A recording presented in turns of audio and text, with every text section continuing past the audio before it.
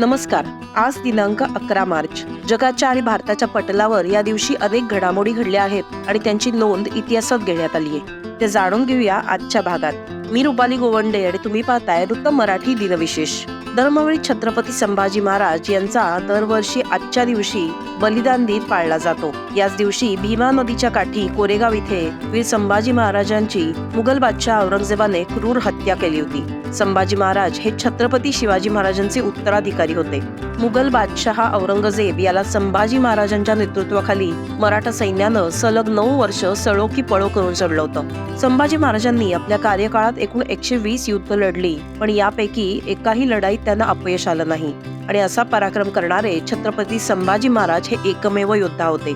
संभाजी महाराजांना टक्कर देणारा योद्धा त्यावेळेला तत्कालीन हिंदुस्थानात नव्हता. मात्र सेनापती हंबीरराव मोहिते यांच्या बलिदानानंतर संभाजी महाराजांना चारही बाजूंनी मुघलांनी वेढलं आणि मग तो दिवस आला जेव्हा मुघलांनी संगमेश्वरावर अचानक हल्ला केला आणि संभाजी महाराजांना कैद केलं. त्यानंतर सुरुवात झाली त्यांच्यावरच्या अनन्वित अत्याचारांना. औरंगजेबाने यावेळी संभाजी महाराजांसमोर अनेक अटी ठेवल्या आणि संभाजी महाराजांनी या अटी मान्य केल्या तर त्यांची सुटका होईल असं त्यांना सांगितलं गेलं. यातली एक अट होती धर्मांतराची. संभाजी राजांवर धर्म बदलण्यासाठी सतत दबाव टाकण्यात आला, पण त्यांनी औरंगजेबाची कुठलीही अट मान्य करण्यास साफ नकार दिला.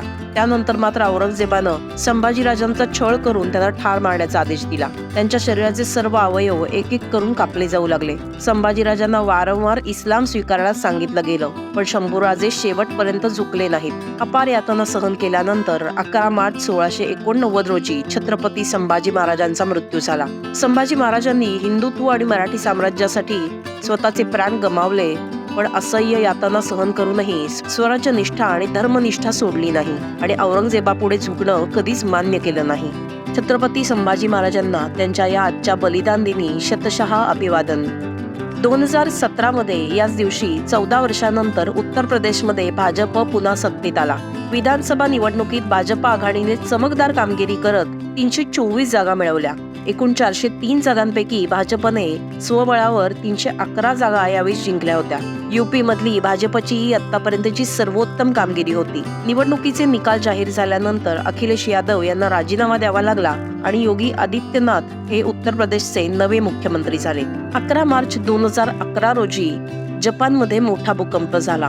त्यानंतर समुद्रात आलेल्या विनाशकारी सुनामीनं बराच विध्वंस केला. जपानच्या पॅसिफिक किनाऱ्यावरच्या तोहोकू जवळच्या समुद्रात रिक्टर स्केलवर 9 तीव्रतेचा भूकंप झाला. यावेळी 15,000हून अधिक लोकांच्या मृत्यूसोबतच मालमत्तेचंही मोठं नुकसान झालं. जपानच्या इतिहासातला हा आतापर्यंतचा सर्वात शक्तिशाली भूकंप होता. तर हे होते आजचे अर्थात 11 मार्चचे दिनविशेष. तुम्हाला आमचा हा दिनविशेष स्पेशल भाग कसा वाटतोय हे नक्की कळवा आणि आमच्या वृत्तम मराठीच्या YouTube चॅनलला लाईक करा, सबस्क्राईब करा. धन्यवाद.